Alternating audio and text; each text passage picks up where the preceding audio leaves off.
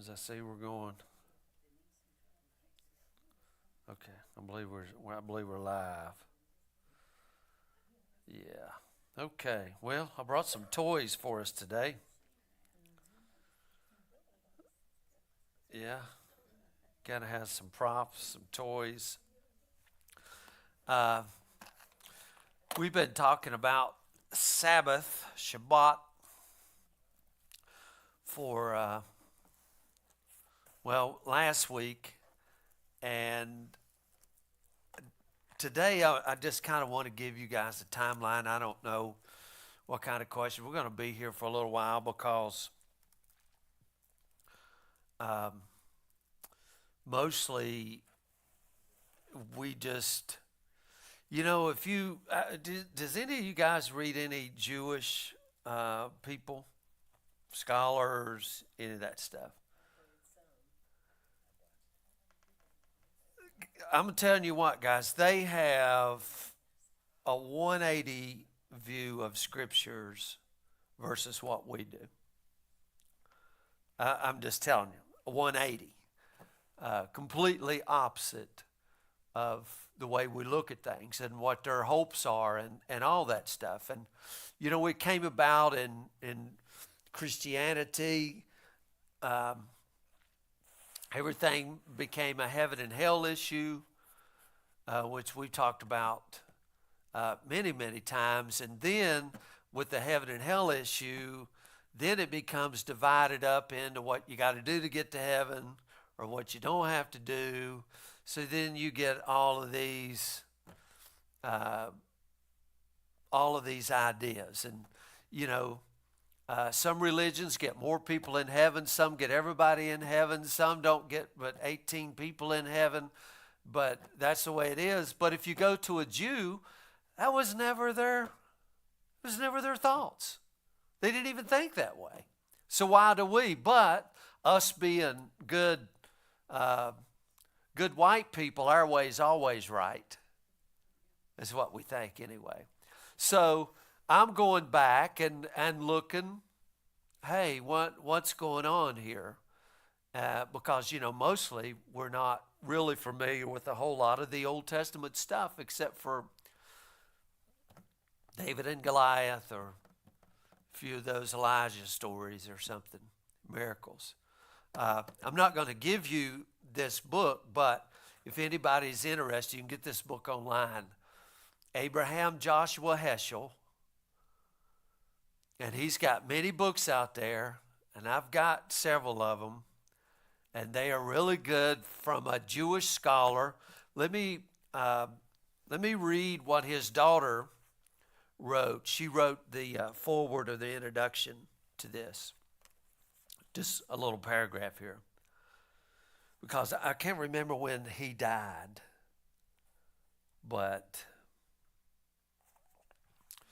I know Susanna is his daughter's name, and I'm friends with her on Facebook. I've never met her or nothing, but So, on my father's last Shabbat, we had a wonderful dinner with many friends, after which one of our guests read aloud some of my father's Yiddish poems, written when he was a young man. He went to sleep that night and never woke up. In Jewish tradition, dying in one's sleep is called a kiss of God. And dying on the Sabbath is a gift that is merited by piety. For the pious person, my father once wrote, it is a privilege to die. I'm telling you, they just think different. And this is a fantastic book. I've read it twice. I'm rereading it again. But it just gives you this whole idea. So we're looking at Sabbath, understanding the Sabbath part 2. And anybody wants to follow where we're at, I put Bibles on the table in case y'all don't own any. So there's a lot of Bibles. Yeah, I have it on Kindle. Yeah. So I want to look at something in the scriptures here, in Genesis, it's like I said, today I want to mostly kind of give you a timeline just to get some things rolling in your head. Sometimes I wish we had 20 hours, but Tracy always tells me, no, you don't have 20 hours. You got 16. That's that. Okay. The word rested. You know, Genesis chapter 2, and so the heavens and the earth were completed, and all their heavenly lights. By the seventh day, God completed his work which he had done, and he rested on the seventh day from all of his work. He rested. Now, that Hebrew word is 7673 in the concordance. And it means to stop work. It means to put down your tools. It means to cease. And it also means to celebrate. It means to celebrate. Now, the word, it's not the word for Sabbath, but it's really, really close. Remember, this one is 7673. And the word for Sabbath is 7676. And you have to understand how Hebrew words work. There's only 22 letters in the Hebrew alphabet. They didn't use vowels as we do. So the placement of those things is, the placement of the vowels as we would see it is very, it changes the meaning of the word. Now the word Sabbath, if you want to know what the word Sabbath means, it means intermission. I mean, I'm just looking these words up. It means intermission. And you know kind of what that means. The play's going on, and then all of a sudden we're stoppage. Things are going to kind of reset. We're going into another scene or whatever. Boom. Intermission. So 7673, stop work, celebrate, put down your tools. Sabbath, intermission. So here in Genesis, when God rested on the seventh day, it's this 7673 word, Shabbath. But then I get to looking around, so I type in the word just rested. What does it mean, rested? And there's another word there, nuach, and it means to settle down. It means to be quiet. And it also means to be joined by agreement or joined by covenant. Now remember, this is something that really, really gets us, because I'm telling you, none of us grew up with a covenant mindset. We just didn't. We grew up in a world, an economic system that's all based on contract. All of it is. Even when you go to work, you're supposed to do so much work, and the contract agrees, I'm going to pay you so much. Right? If you forfeit that contract, then you lose your job, or they fail to pay, then so it's all contract. Our entire economy is based on contract, not covenant. So it is almost impossible for us to marriage what covenant is. We'll say it, Denise from church, hey, new covenant. We ain't got a clue what covenant is. So Shabbat here is a covenant language. So we got to back up and re-look at everything. So looking at this word rested, I'm just going to give you a little bit, and I want to go through my timeline because you guys may have some questions about my timelines. And then Joe wants to play with the blocks, so he wants to build something. So the word rested, one of the times it's used, just to give you this idea, after Noah's flood, the ark rested on Mount Ararat. Okay, it rested. So you get the picture. All right, the water's receding. Okay, boom, the boat's rested. There it is. And then again, that kind of takes, but this other word, nuach, is 5117. I know that's probably, don't mean a hill of beans to you, but when you are looking up words and studying in the Bible, a lot of times they'll use the same word, rested, but it could have 5 different meanings in the Hebrew which are not even related.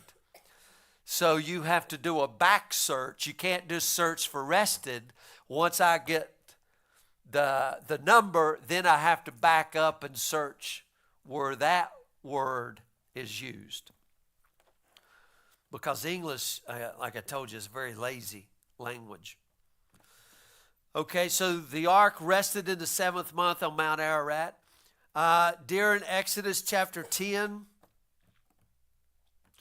the plague of locust, it says rested in Egypt. So you kind of get the idea, they're there. What are you going to do? They're there. They're here to stay. They're there. And then in Exodus 16 and Exodus 20, we get the command to keep Sabbath. And really, if you look at the 10 Commandments, the 10 Commandments are kind of split in half with the Sabbath. So you get the first 3 commandments, and the first 3 commandments are always towards God. Then right in the middle of that, commandment number 4, you get Shabbat, Sabbath, and then the rest of the commands are towards neighbor. So the first 3 towards God, Sabbath in the middle, and then the last 5 or the last 6 towards neighbor. All of it towards neighbor.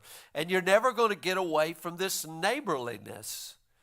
And as we go through this, especially maybe diving in next week, you're going to start to see that the Sabbath may for you, and I hope, takes on a whole new meaning than us just trying to debate whether we should keep Sabbath or not keep Sabbath, or is this going to make us holy or not holy, or any of that stuff that we have argued about for years, that none of the questions are really relevant that we ask. You know, a lot of times that's why we don't get the answer, because you don't have the right question.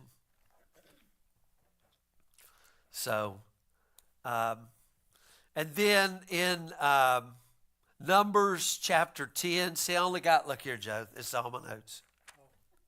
Amen. And I'm right here already. We should have just brought the food in here. Yeah. Numbers chapter 10, the cloud rested in the wilderness of Paran. I just want you to get this idea. That's that 5117 word. Then Leviticus 23:32, celebrate your Sabbath. So we get the 76:73 and then the 76:76. So you're to celebrate your Sabbath. And then Leviticus 25, that the land also is to keep Sabbath. And to understand what that means, I mean, in the United States and mostly around the world, the land doesn't keep Sabbath. And now what I mean by that is we will plant and plant and plant and throw the fertilizer to it and take all of the nutrients away from the ground, where God says, let the ground rest.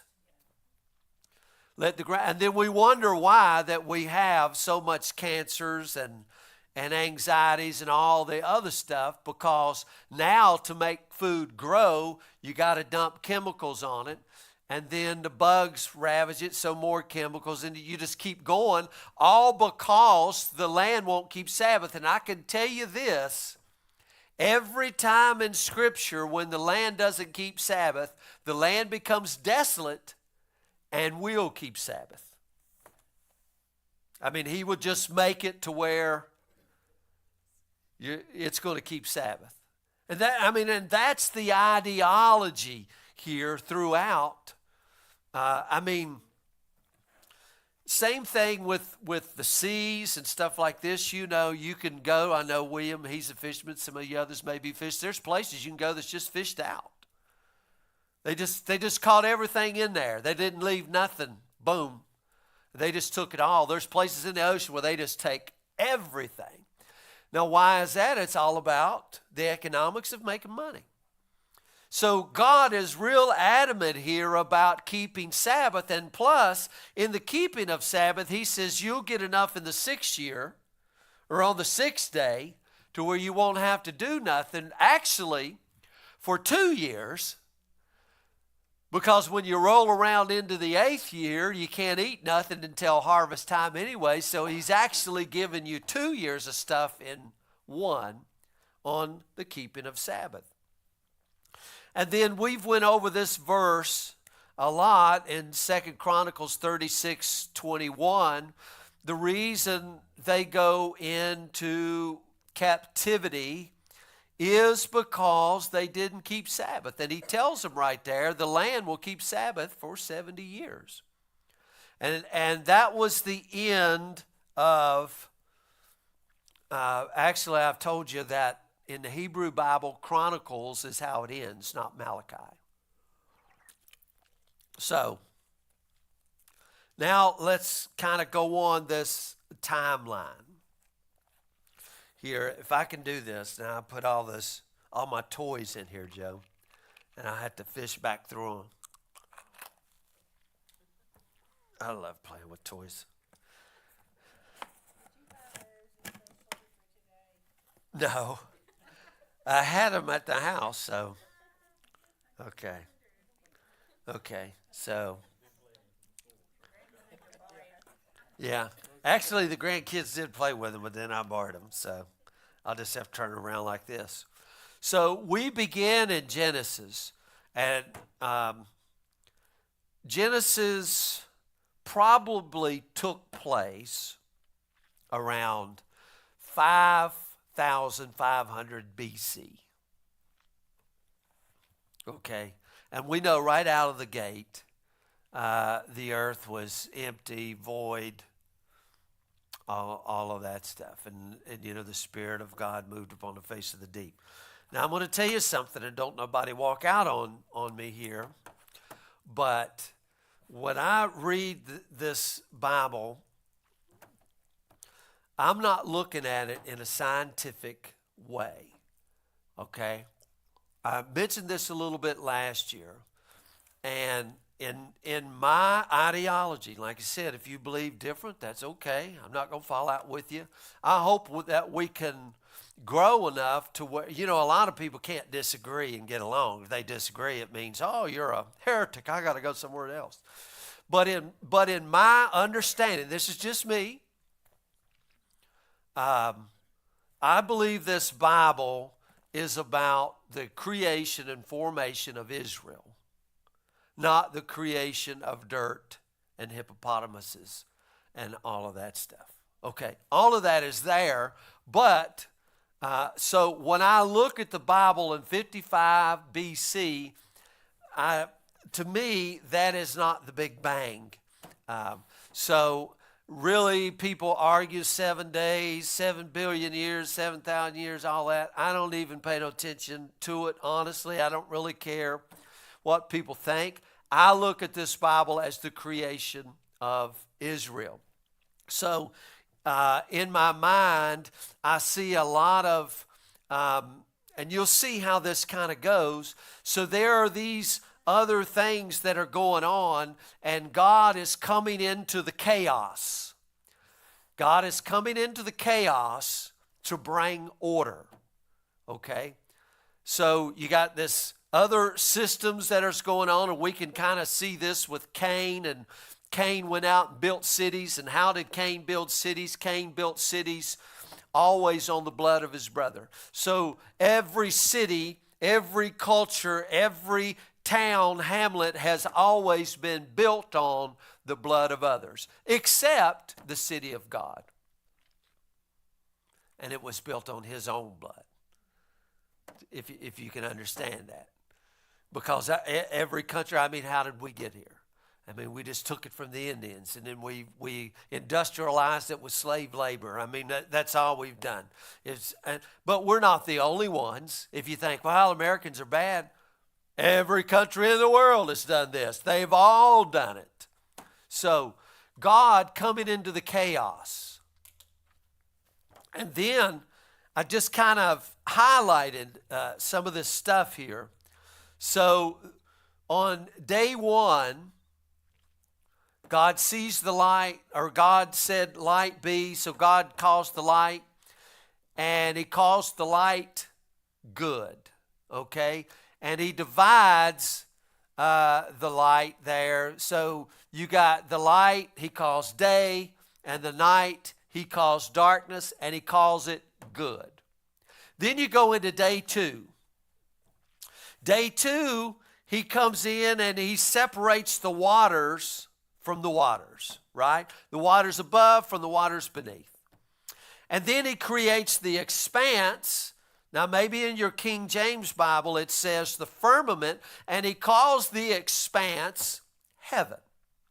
Okay, well, wait a minute. In the beginning, in verse 1, he created the heaven and the earth. Well, wait a minute. In verse, in day 2, he's creating another heaven. What's going on here? Again, these are why I'm looking at the creation of Israel. And as we go through the Sabbath, we will see a lot of the parallels to the making of the tabernacle. But he doesn't call day 2 good. He calls day 1 good, doesn't call day 2 good. Day 3, we have dry land appears. The waters are pulled back. And he calls day 3 good. Dry land appears. Now, again, I'm giving you the quick overview. He calls day 3 good. Day 4, we have the lights in the firmament, the stars, if you will, and then the greater light to rule the day. He calls it to govern the day, and the lesser light to govern the night. We would call them the sun and the moon, but if you will go through the scriptures, especially in Genesis, there's a guy named Joseph that has a dream about the sun and the moon and the 12 stars, and 11 of them bound down to him. And Jacob, his dad, says, well, I and your mother bow down to you. So they were referenced as the sun and the moon and the 12 stars. Okay, so it was metaphoric because they were going to bring light to the world. In other words, govern the world. So day 4, the sun and the moon, good. Hey, boy, these are coming out right in order. Day 5 I spent a little time on. He makes the fish and the birds and the animals. And where the blessing is, it seems to come on the sea and the birds. It's right there in the middle of it. And then the animals, I'm thinking, boy, it just seemed odd that he would bless the birds and the animals of the sea and not the others. I don't know. But this is day 5, and God blessed them. And then everybody knows day 6, he makes man in his image and after his likeness. And does he bless the man? Anybody? You don't know if he blessed the man? Yeah, I said it was very good, but some of these have blessings and some of them don't. Did he bless the man or did he not bless the man? He did bless him. He did bless him. See, I knew I was going to challenge you guys. He blessed the man, but he didn't bless the man. He makes the man in his image, male and female he created, and the scripture says he blessed them. He blessed them. Now that's on day number 6. Now we got to find day 7. Well, I'm just going to have to put all these out here. I should have got them out earlier. I got stuff everywhere. Okay, so y'all bear with me. Day 7 happened in here somewhere. Day 7. Day 7. There it is. Day 7. I knew y'all can't read that because I was using a big old Sharpie and I didn't have a little one. Okay, day 7, God rested, right? But he did more than just rest. He blessed the 7th day and he sanctified the 7th day, set it apart. And there's a verse there in Exodus 31. Let me find it. I believe it's Exodus 31. Yeah. Exodus 31 and verse 17. Does anybody have that one?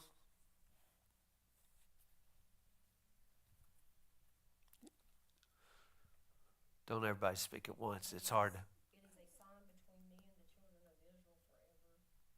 For in 6 days the Lord made heaven and earth, and on the 7th day he rested and was refreshed. Yeah, how about that? So the Lord was refreshed. Now, I will just throw this out at you.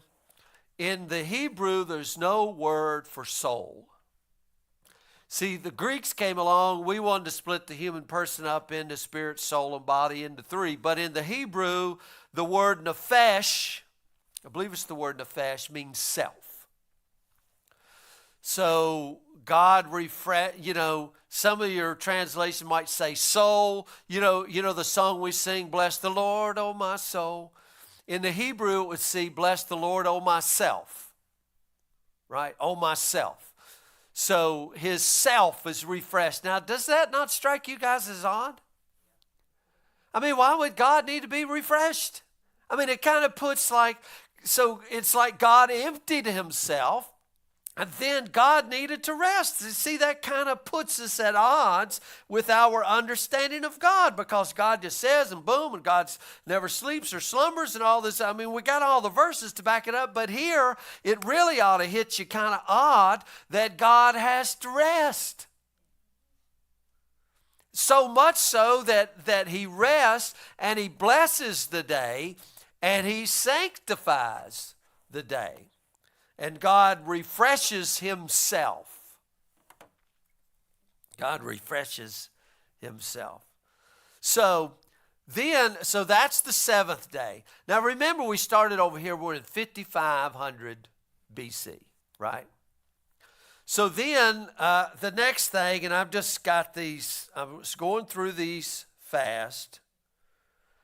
We've got Noah and the flood and the Tower of Babel. That brings us all the way up to Genesis chapter 11. A lot of things going on in that time. And then from Genesis chapter 12 on through Genesis, we get the patriarchs, Abraham, Isaac, and Jacob. And then I'm just putting this, and then we get Egypt. They're slaves in Egypt. Anybody know how long they were slaves in Egypt? 400 years. I think some of them says 430, but 400 years, yeah. So you can kind of see this timeline that's going on here. So we've had chaos, and then we've had flood, and we've had Tower of Babel. We've had the patriarchs, Abraham, Isaac, and Jacob. And then that would bring us to Joseph. And remember, everything is going good. And then all of a sudden, the economy flips on its heads. And now they are in bondage. They are in slavery in Egypt. Now, have you noticed anything about this timeline? There was a Sabbath on the 7th day into creation. And there's been no Sabbath all the way. Now, you're just reading it. It looks like a few chapters here, but trust me, it's a very, very long time, because all the way up through the 400 years and through the captivity, the first Sabbath that God's creation kept is in Exodus 16. Exodus 16. Now, Here's a $3 super chat question. Does anybody know what chapter they got to Mount Sinai and God gave them the Ten Commandments and the Torah?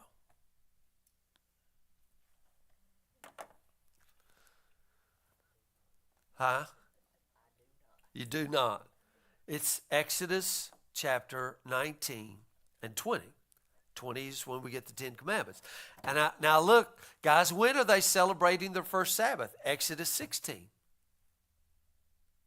Wow, they're celebrating Sabbath before it was ever a command to celebrate Sabbath. And what this shows you is how many Sabbaths did they keep in Egypt? 0. They didn't keep Sabbath in Egypt because they were too busy making bricks. And you can go look at Pharaoh, even when they wanted to take a day off, you know what Pharaoh called them? You guys are lazy. You guys are lazy. Lazy, lazy. I mean, he uses the word lazy, lazy. You're lazy, lazy. Lazy, lazy. You people are lazy. You want to take a day off. I mean, what do you think this is? We got to make bricks. Got to make bricks. Now, I know in our society we don't think about that, but how many people takes a day off to refresh? I mean, this is big money. It's overtime. I mean, heck, we got to go. We got to go. We got to make the money. Got to make the money. We don't take any time. And normally we don't take any time to refresh ourselves anyway, because if we are off, what do we spend our day doing? Watching TV. Doing something around the house. Yeah, I mean, so we don't take any time off. Just go, because you're programmed that way, because Egypt's programmed you that way. Honestly, guys, I'm telling you, every one of us are programmed that way. And even if we're not watching TV or watching ball games or whatever we're doing, we can play on our phone or play games or build something, or we don't stop. We don't stop. And it almost seems weird to even stop, because Egypt is so rooted into us that we don't even know how. So so there's these big commands here with Egypt. So then after Egypt, and God brings them out, when he brings them into the wilderness, all of that stuff, but they don't come into the land. And, I think it's kind of funny in Exodus 16, God brings them out of Egypt by a strong hand. Remember, they were rejoicing and rejoicing. Remember Exodus 15, they got Miriam's got tamarines, they're singing, horse and rider, he's thrown into sea, and they're partying and partying. 2 verses into Exodus 16, they want to go back. They want to go back. Now, I want you to think about it, because what was down there in Egypt? Leeks and garlics and everything else. Because if you bring us, and guys, here is the challenge for us today. The challenge for us today is we don't trust God. When God brings us out of Egypt, we don't trust God to provide, because the first thing we do is want to go back to Egypt, because Egypt's got good doctors. I mean, my God, they got the best surgeons. They got the best food. They pay the highest wage. All they expect us to do is make bricks. And if we come out here into the wilderness, oh my God, it's the wilderness. What's in the wilderness? Oh my God, there's scorpions and there's snakes and all this other stuff. But what does God do in Exodus 16? 2 verses in, they want to go back. And God says, I'm going to give you water from the rock. They're complaining where they got onions and garlic down there. God says, I'm going to give you meat in the evening. And I'm going to give you manna in the morning. So what God is showing them is there's an abundance of God's provision, but we always want to go back. We always want to go back. Like I said, 2 verses into Exodus 16, they want to go back. They want to go back. So, and you can read this in Hebrews chapter 4. There's a rest left unto God, left unto the people of God. He calls it the day of provocation. All this was because they wouldn't enter into God's rest. They would not. And I say this today because the Hebrew writer is writing to those people, warning them about entering God's rest. And I think it's relevant for us today. You can go to church every Sunday and still not enter God's rest. And I'd say a whole lot of us do that. Not entering in, because just think about it. Water from the rock, the manna, quail. So anyway, and I was telling Tracy last night, the Bible is not written in chronological order. Now, the first few books, they sort of are. So after the Torah, we get done with Deuteronomy, Moses dies, and Joshua is going to bring them into the land. So from Joshua, we get Joshua, Judges, and Ruth. Now, remember, we started in 55 BC. That's led us up to there. So now I got to figure out what's next. Okay, hang on there a minute. Let me get all my toys out.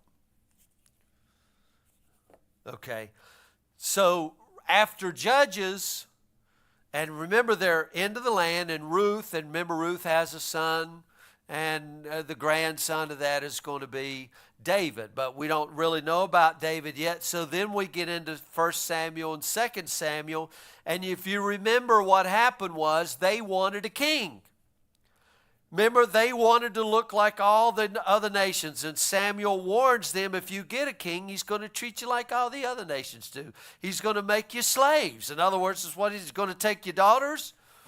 He's going to take your sons, and what does he do with your sons? They're going to have to all be in the military, and they're going to go die so some Raytheon and General Douglas can make a whole lot of money, and we can go into these nonsense wars. We can go to Vietnam for no reason, and we can go to the Middle East for no reason, and Afghanistan for no reason, and Venezuela for no reasons, and we can just keep going on war and war because war is, the warmongers are hungry, and they need brick makers.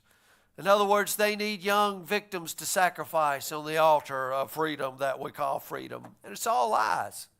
It's all stinking lies. Let me ask you this. Who's the last people that invaded us, that hit our beaches, like Normandy in 1944? Zero. So it's not the Department of Defense. It's the Department of Wars, because we're warmongers. Saul, David, and Solomon, right there. Now, Solomon is the son of David. Okay, so from this time on, and let me see where it's at here. I believe it's this one right here. Somebody got 1 Kings chapter 6, verse 1.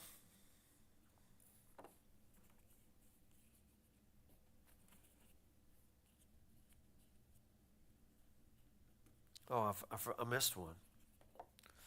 I'll have to go stick this one in there. Go ahead and read it. Somebody's got it.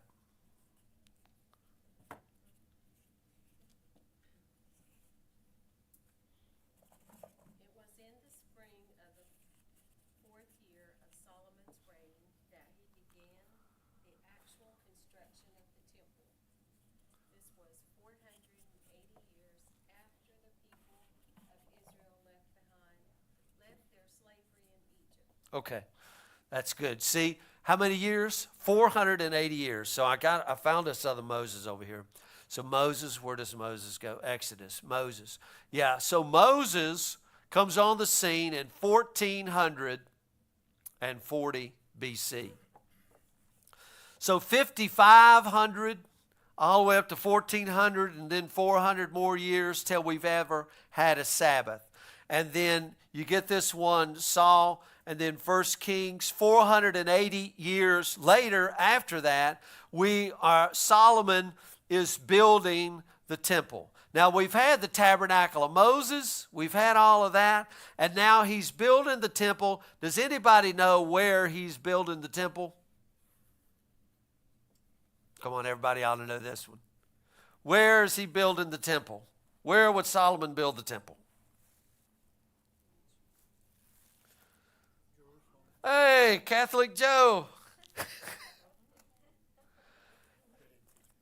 Huh? They didn't teach you that. Jerusalem. Jerusalem. I'm just picking. No, Jerusalem. So they're building the tabernacle in Jerusalem. And guys, why? I mean, that is so vital. So vital. Let's see if I got anything on these. Okay. So Solomon is building the temple, and Solomon gets the temple built, and Solomon dies. Solomon has a son, Rehoboam, and Solomon got the temple built the same way Pharaoh got the pyramids built, through slave labor and taxation.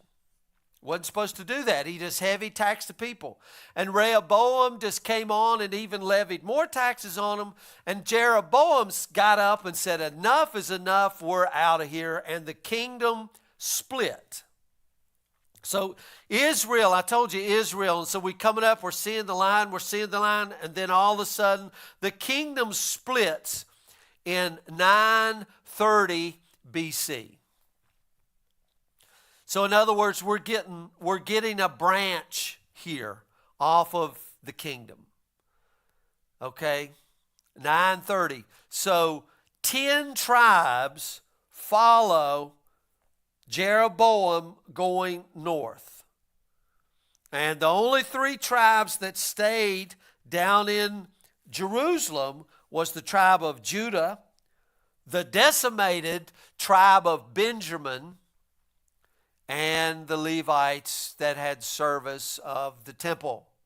The other tribes went north. Now I got to ask a question. What would you do? What would you do if you're here and you're living close to Jerusalem, close to the capital, and they're building this great tabernacle, but they are taxing you to death? Taxing you to death. And then this other guy says, hey, this is all our land, let's go north, and then I won't levy the taxes on you. What are you going to do? Huh? You're probably going to go with them. I mean, I understand it. But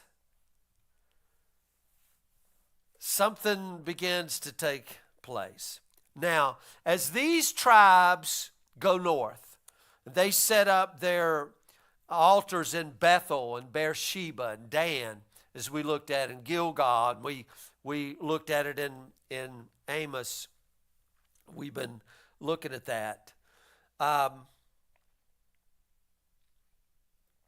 God begins to send them prophets. And I'm trying to figure out where, okay. So the prophets that God sends the northern tribes, the first one is in 875 BC, is Elijah. And you know who his contemporary is Elisha. Okay, then he sends Jonah. Then he sends Amos and Hosea, all to the northern tribes. This is very, very important. Now, again, your Bible is not written this way, is it? It's not written this way because Jonah and Amos and Hosea are way over here in the backside of the Bible. But these are, in 875, God starts sending these prophets. And, you know, they're working miracles. They're not down in Judah working these miracles. They're up in north working these miracles. And then finally, Israel is destroyed by Assyria in 722 BC. Now, we were talking about this the other day, Denise, and, when we were talking about Amos, when he's writing, he says, Israel will fall and not rise again. Now, Hosea prophesied after Amos, but still Hosea finished his prophecy in 723 BC, and in 722, I'm putting this right here, because they had branched off, and in 722 BC, Assyria come in and destroyed them, and they're gone. They're cut off. They're destroyed. Boom, gone. Now think about that. I mean, you would have thought they had a good idea, and they go up, and here within a couple of 100 years, they're gone. And God has sent these great prophets, Elijah, Elisha, Jonah, Amos, Hosea, but still yet they wouldn't hearken, and they are cut off. In 722 BC, they're cut off. Now, what if you would have been part of the people who stayed south? You'd have been like, I told you. I mean, would this not have been part of your mindset? I know it was tough, but God is on our side. It's tough because we know God is in this place. God is in this city. That was the question the woman at that met Jesus at the well kind of had. Where is God anyway? Is he in Beersheba? Is he in Gilgal? Is he in Bethel? Or is he in Jerusalem? That was the question they had since then. Jesus does answer them. Well, he's in Jerusalem. That's where it was supposed to be. So what happens to these people? Cut off. Now notice I haven't mentioned anything here about Sabbath because it's not really mentioned. It's not really mentioned.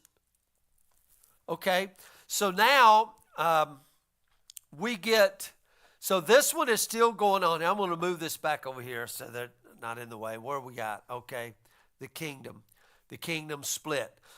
So we're not really sure if Joel was the next prophet, but Joel is hard to date, and you have to understand how the Bible kind of comes together. Joel is very, very hard to date, and I'm just going with some scholars that I read, at 835 to 800, the prophet Joel. So probably one of the first prophets sent to Israel. Now, the only reason you would send a prophet is to hey, you guys are getting out of bounds a little bit, right? You guys are getting too close to the edge. Let me call you back here. So, after Jonah, I got to look at my notes here. After Joel, then we're going to get the big prophet. I know he's on here. Isaiah. And Isaiah prophesied 740 to 700 about. So see, you can see, guys, if we was to chronologically put these books in the Bible, how they would be. But they're not that way. So here is Isaiah 740 BC. Then a guy who kind of overlapped him is another one of the smaller prophets, Micah. Micah's in there. And then in the middle of that, from 650 to 630, we get three minor prophets, Nahum, Habakkuk, and Zephaniah, prophesied up to 630 BC. Okay? Now, a lot of things are about 630 BC. A lot of things are about to take place here. Jeremiah comes on. Now remember, all of these are to the three tribes, Judah, Benjamin, and the Levites who stayed. Remember, these guys, 722, they're gone. They're gone. They're cut off. destroyed, assimilated, gone. So Jeremiah comes on the scene, and Jeremiah we call the weeping prophet. And Jeremiah comes on the scene about 627. And he begins to prophesy. And do you know what he's telling them? Do you know what Jeremiah is telling them? Jeremiah is telling them it's too late. You're going down. I mean, that's, Isaiah and the rest of them are like, repent, guys, repent. Jeremiah comes on the scene and he says, it's too late. Honestly, guys, does anybody ever come on? Imagine you're the preacher and you got to come to the congregation and tell the congregation, it's too late. You're going into captivity. You're going down. You're going down, Joe. Going down. But I'm telling you, when you go down, just go with it. I mean, that's what he's telling them. When you go down, just kind of go with it. But you're going into captivity. And so you can kind of see, but Jeremiah is very distraught. He's angry, he's upset, all of these other things. How about somebody give me Lamentations? Next week, I'm going to tell you, next week is going to be guys read. So this week is, the last 4 weeks it's just been girls read, ladies read. So next week it's just guys read. So, Lamentations chapter 1, verse 1.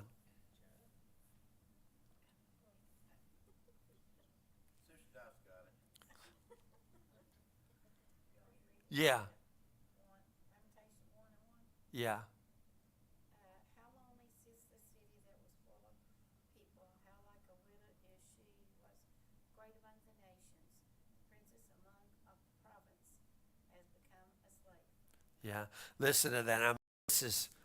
This is Jeremiah. Oh, how low. All the city. All this. I mean, can you see where their mind is? He didn't say, oh, I want to go to heaven. I want to go to heaven.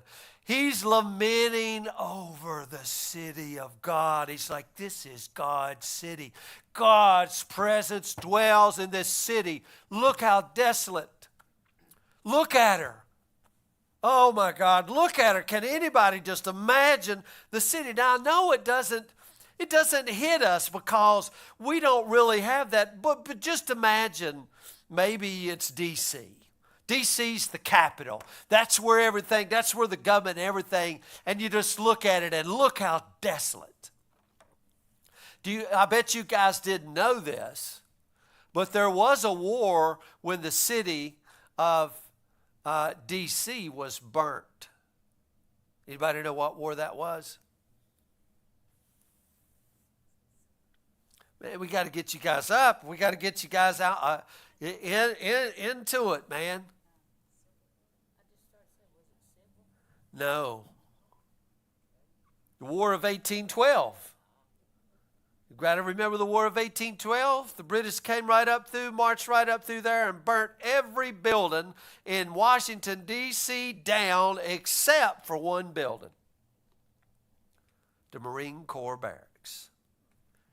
Because they deemed them the only ones worthy to not be burnt. Imagine that. It's history, guys. Go check it out. Is that not exciting history? You go look up Washington and you'll see they've had to rebuild the White House because they burn them. They just burn it. So, this is what people would do. You go into the capital city, you ransack the city, right? So, we got Jeremiah. Now, these kind of overlap, but this is a date that all you guys need to remember. 587 BC.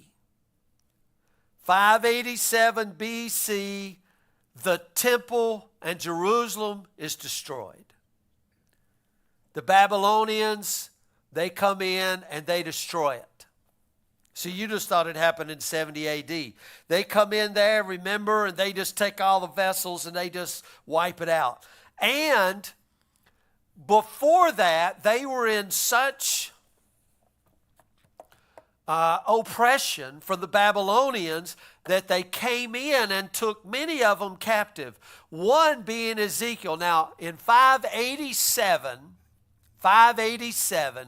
BC, they ransacked the city.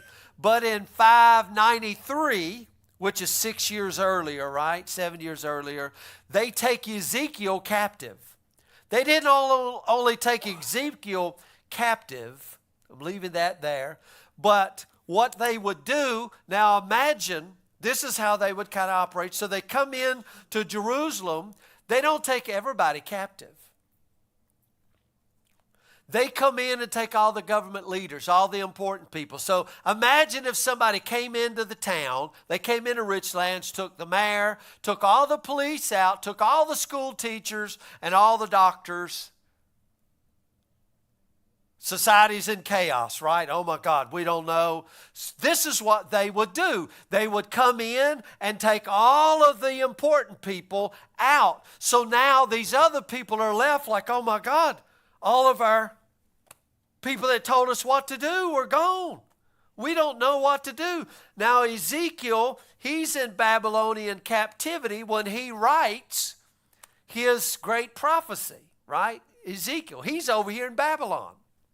So now we got people spread out for 5 or 6 years, all the important people over here, and finally, with all the important people gone in Jerusalem, the city was easily ransacked.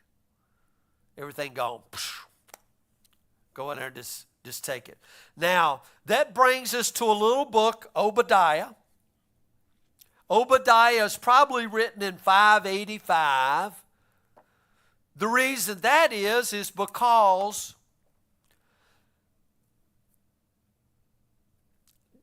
you remember Jacob had a brother. Anybody know Jacob's brother? Esau. Does anybody know what his people were called? Edomites. Now, when Jerusalem is ransacked, and if you go read the book of Obadiah, when Jerusalem is ransacked, Obadiah is a prophecy about the Edomites. Because the Edomites stood by and watched the city be ransacked and did nothing to help their brother. And as a matter of fact, kind of wagged their head at him like, uh-huh. You see what I mean? So these guys are first cousins. And it's like you let this happen to your first cousin. So Obadiah is about the Edomites and how they did nothing. So you can kind of see here what's going on. Now remember, you got these kings and stuff kind of spread out through there. So then this brings us around. So 587, Jerusalem falls. And so in 539, Babylon falls. You remember Daniel was there, and they get prophecy, and many will tackle up our oozing, and the Babylonians fall to the Persians. Pow! Do y'all remember all this? It's important to remember all this. Babylon falls in 539, and in 538, Judah returns. I know I got a Judah returns. Now, Daniel, he's still down here in captivity. I knew I was going to need a bigger table. Daniel, he's still down here in captivity in 537. And no, I got it here. I thought I did. Judah returns. Okay. So in what we got? 537. And then in 538, oh yeah, there it is. Judah returns. Now Daniel didn't come back. Well, I mean, why would he? He's head of state. I mean, honestly, if you know, I mean, he's over there. I mean, why would you come back? He's got a good deal going on. You're still praying toward Jerusalem, but, and he's got his prophecy going on. And if anybody knows anything about Daniel's prophecy, he understood the 490 years, right? The 490 years. The 70 times 7. For the Sabbath. So he understood the 490 years. Now, Ezra, once Jerusalem falls and the new edict comes out, Ezra returns in 458 BC. Now, I'm going to have to slide a couple of these around here so I can keep room. Ezra returns in 458. 458. So if we got 490 years, and do y'all remember the Daniel prophecy, 493 years? It said in the last 7. In the last 7, right? So that would be 483 years, right?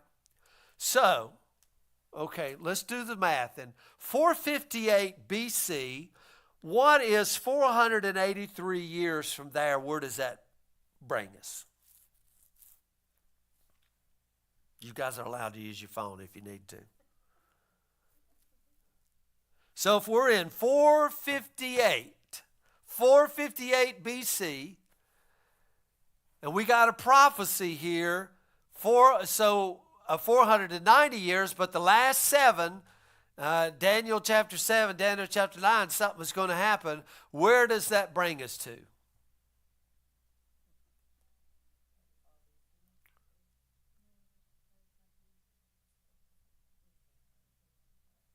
Brings us to 25 BC, or 25 AD.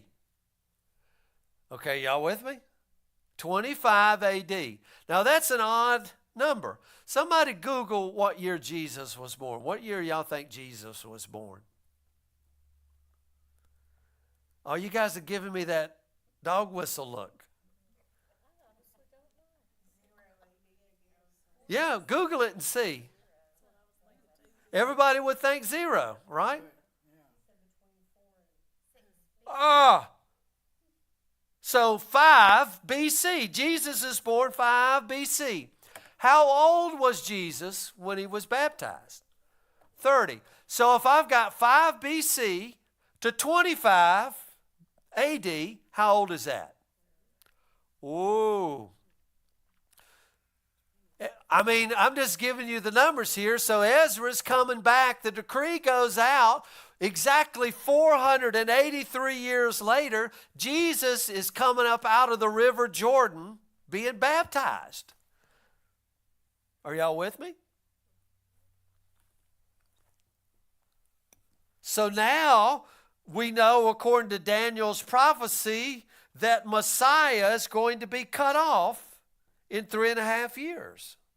Was Jesus cut off in 3.5 years?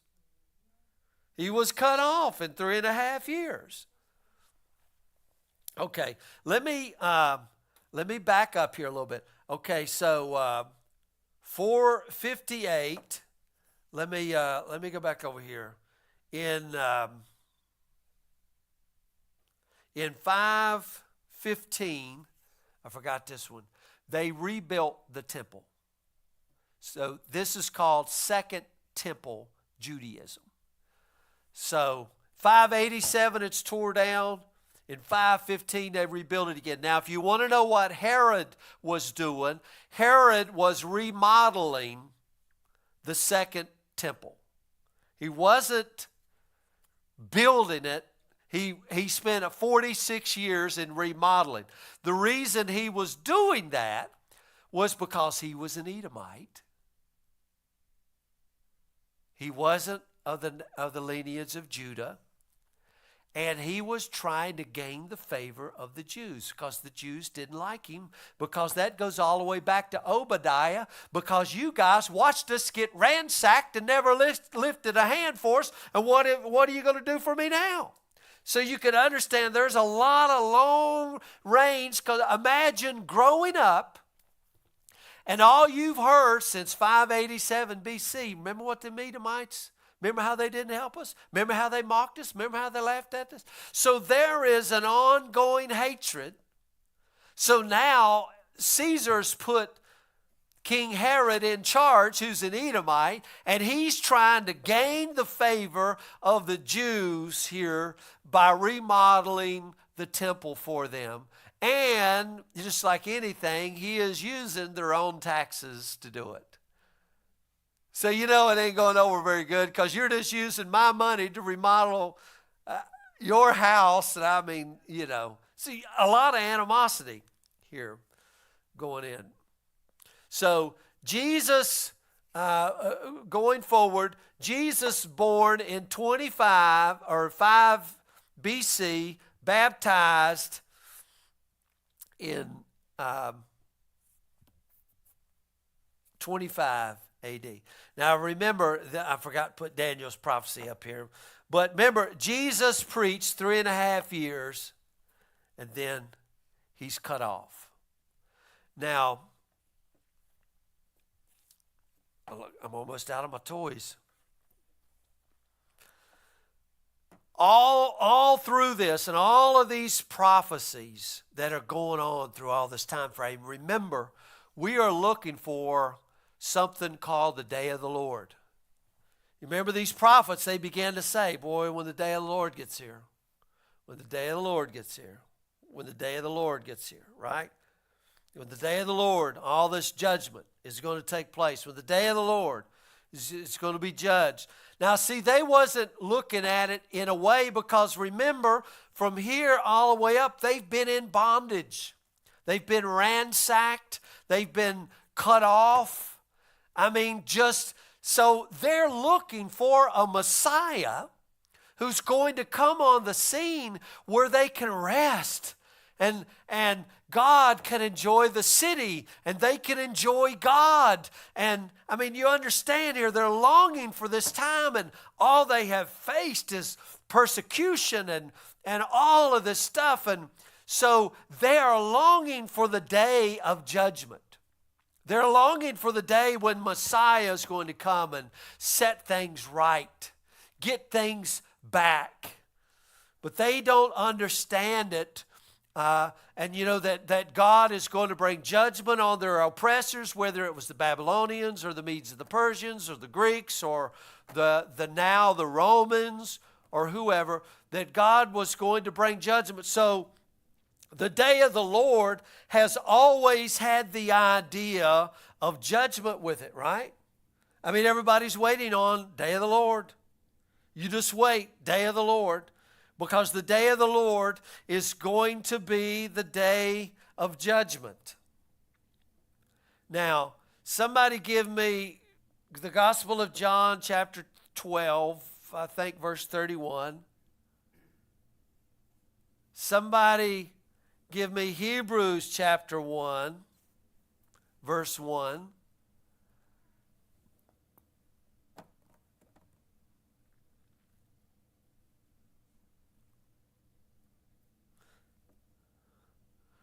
So we're looking for the end of the world, the end of judgment.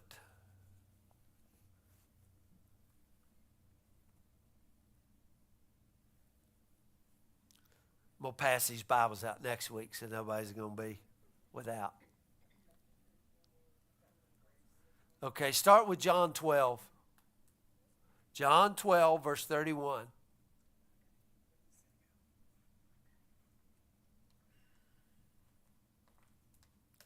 John chapter 12, verse 31. There's a lot of Bibles laying there on the table.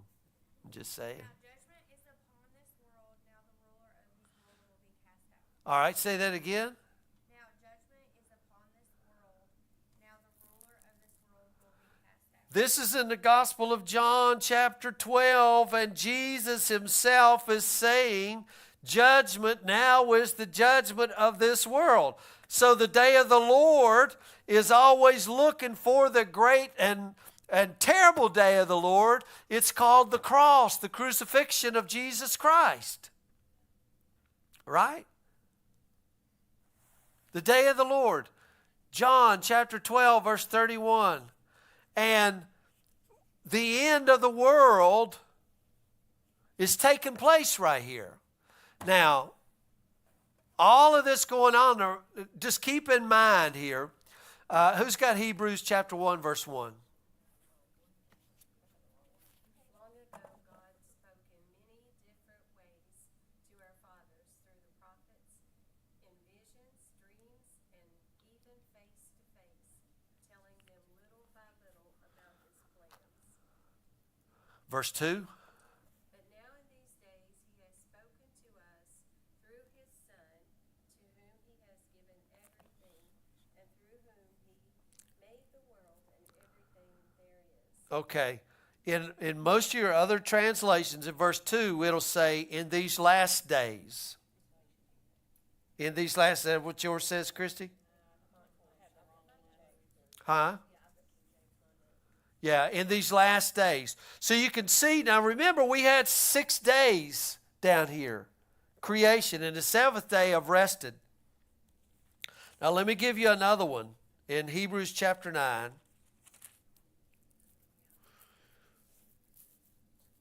Okay, Hebrews 9. How about Hebrews 9:26? Hebrews 9:26.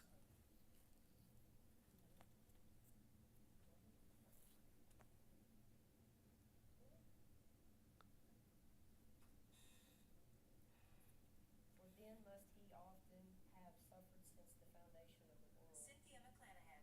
But now, once in the end of the world. Okay, now what? But now once in the end of the world he hath appeared to put away sin by the sacrifice of himself. Right? Mine says at the culmination of the ages. Yeah, mine says that too. Once in the consummation of the ages. So in other words, when all the ages are going to end, so everything of this whole thing is pointing to the crucifixion of Jesus. Now, let me ask you this. What day of the week was Jesus crucified? Friday. Friday was what number day of the week? The 6th day. Now what happened back in Genesis on the 6th day of the week? God makes man in his image and after his likeness. Now what happens on the 7th day? He rested. What happened to Jesus on the 7th day? He rested. Where did he rest at? In the tomb, in the grave. So on the 8th day, which is the first day, he resurrected. Now, again, I said, I believe this is a story about Israel. Because who was the first man? What was his name? And what was the last man's name?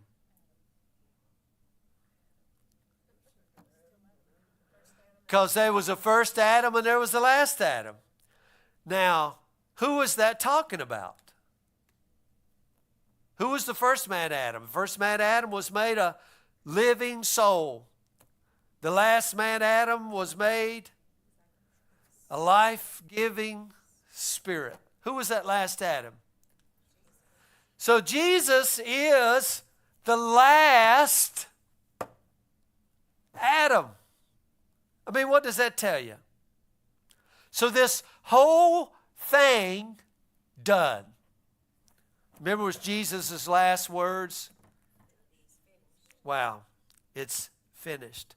Now, I just look at these things. So if I go back and like Hosea, the first day, the second day, the third day, because there's always a third day, right? And third day for us is always resurrection, right? So, but if I look in the model of creation on the first day, what did God do on the first day? On the first day, he called it good. and he makes the light, and he calls the day, or he calls the light day, and the darkness he calls night. And you remember the rush was get Jesus down off the cross real quick because we're going into the Sabbath. So they had to have him down before 6 p.m. So at 3 o'clock, he's dead. They get him off the cross, get him in the tomb before 6 o'clock because 6 o'clock started the Sabbath. So they got 2.5 hour window to get him down, get him wrapped in linen, get him in there. So they was really rushing. Now, how did the day end? Because in Hebrews, it's not morning, then dark. It's always evening, then morning. So this day kind of comes on the scene, but we got light, but we're going into darkness. So then in day 2, I went half my, yeah. So in day 2, God separated the waters from the waters, the expanse that he called heaven, but he didn't call it good. But then what was the amazing thing? Because all of this promise was about the land and the land keeping Sabbath, right? The land had to keep Sabbath. What happened on the 3rd day?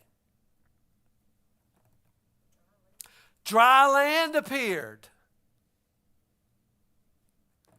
What happened on the 3rd day? Jesus, who is the land, arose. Dry land appears. All through Scripture, I will give you the land. I will give you the land. I will give you the land. The land's going to keep Sabbath. I'm going to give you, you see this. And on the 3rd day, the dry land appears. And God says it's good. And I'm telling you, Jesus is the dry land. Jesus is the promise. Jesus is the entire thing. And in that, there's always going to be this rest and this Sabbath. Does that make any sense?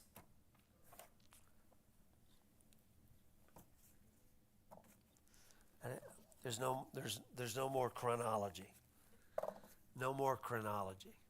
So, before we quit, and like I said, I'm going to come at these things with an entirely different direction.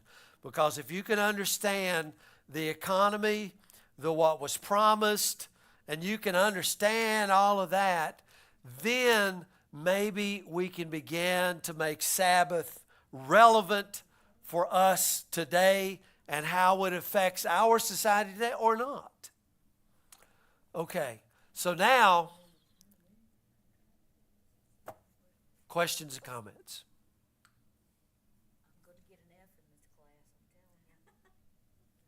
I was just thinking about the keeping the Sabbath, like for us, we would get desolate too, just like the earth would get desolate. Absolutely, Christy. That's Practice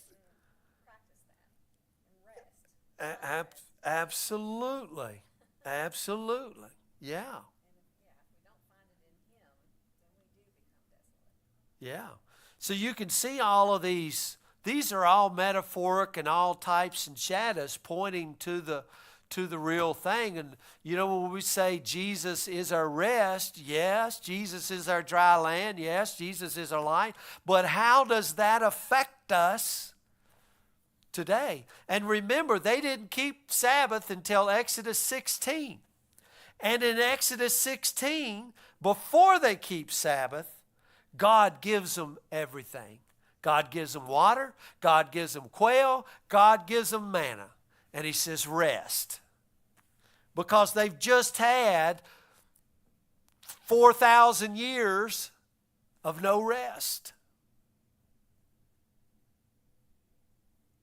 Right? So what else?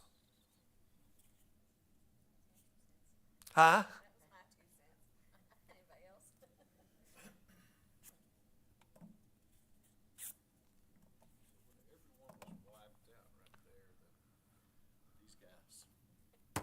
Yeah.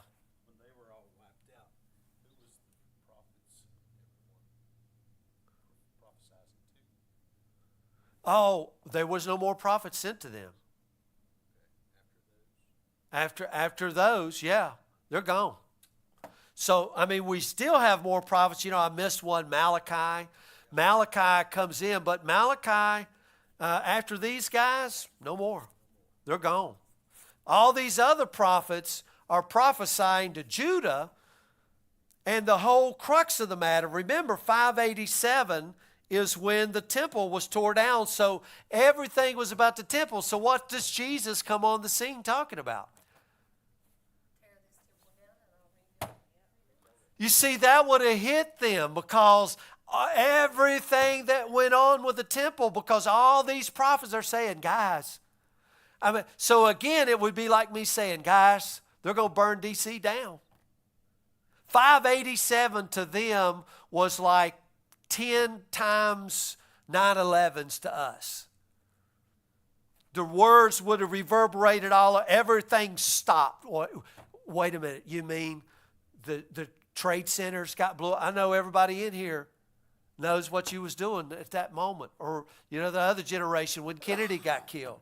Everybody knows, boom, hey. 587 was like, wait a minute, God was serious.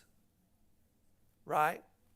So when Jesus comes on, and you know, they built the temple. We got to get the temple back. They built the temple, but remember the prophets are like, don't look at that temple. And they're comparing the temple. They're looking back. Oh, you remember Solomon's temple? Oh, man, it was so glorious. And look at this temple. It doesn't look too good. And the prophets are like, you're missing it. You're missing it. Because he's looking to another one. So here comes Jesus on the scene. Tear this temple down. Raise it again in 3 days. Oh, my God. So it's big. So I mean, you understand us Gentiles, we don't have any reference to how big these statements are. And it's hard for people to even, you know, like I said, Israel, those three, Jeff, that was cut off, they had taken the name Israel. They were gone. The southern tribes had the name Judah. And they're gone. They're still yet gone. And according to the prophet Amos, you see, these guys had hope that if they would go into captivity, God would bring them out. But the northern tribes who split off, Amos and the guy says, you're getting cut off and you're not coming back. I mean, go read Amos chapter 5. Just like you read in Lamentations, how desolate's the city, all the city.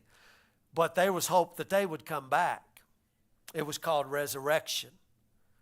But in Amos, there was no hope. They were getting cut off. What do you think the Jewish people think if they've ever looked at our Bible, say, and where it says, tear this temple down and rebuild it in 3 days? What do you think?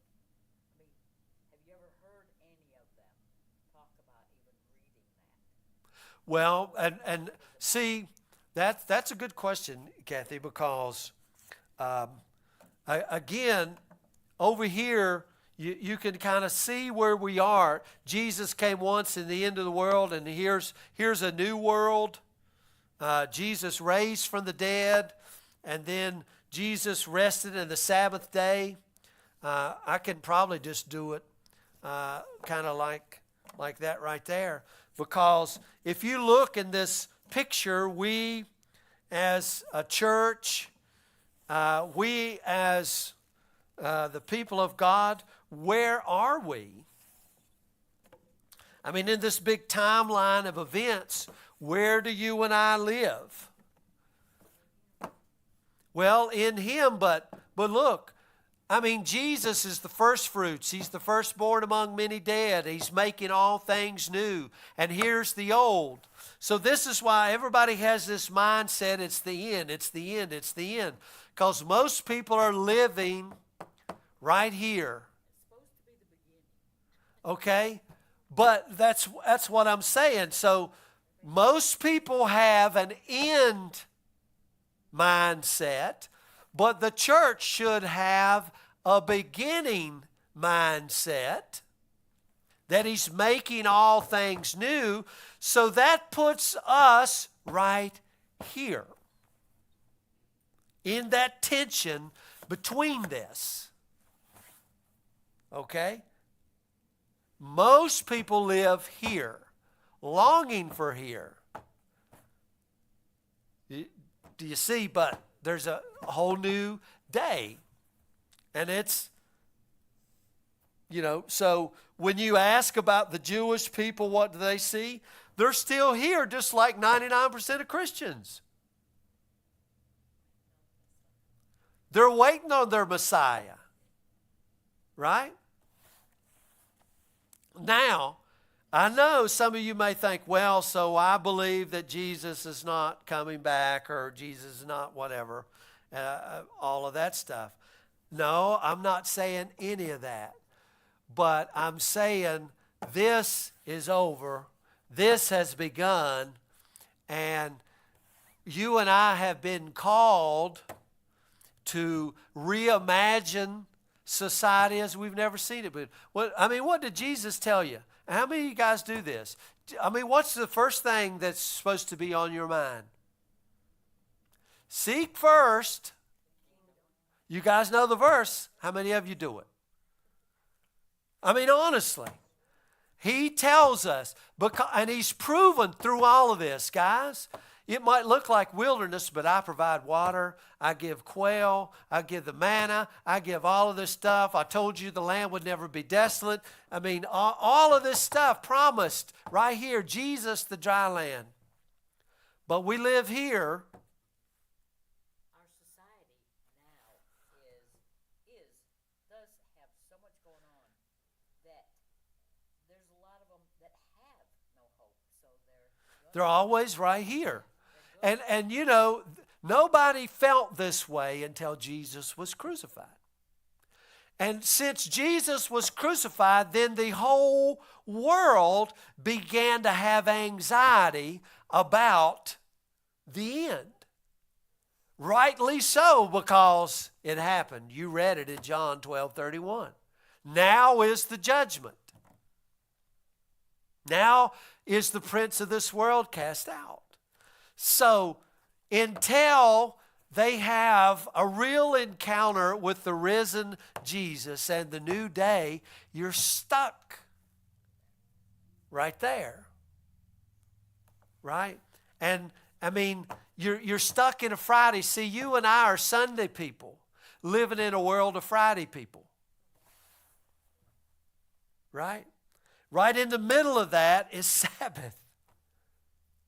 Right in the middle of that, sandwiched in between, is Sabbath. And Sabbath was sanctified, right? Remember what day 2 was? He separated the light from the darkness. Now remember what happened on this day, how this day ended? Darkness. How did this day begin on the first day of the week? Light. He separated the light and the darkness. He separated all of that and the expanse. And right there in the middle of it, and he sanctified it, and it's Sabbath.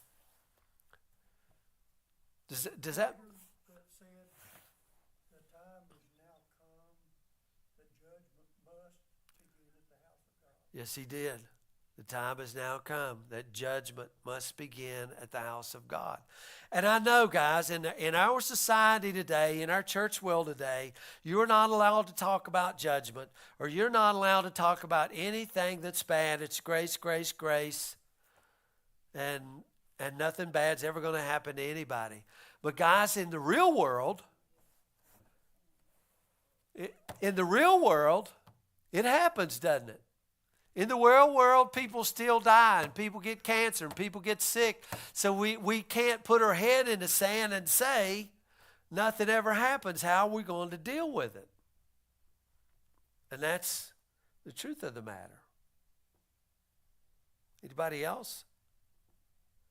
We're going to be diving in on the other side of Sabbath next week, because I want to give you a whole nother view. I won't bring any toys next week. So maybe you want to get the thing back there. If nobody has anything else and Tracy gets back there, we'll. Like I said, Abraham Joshua Heschel. Very, very good book.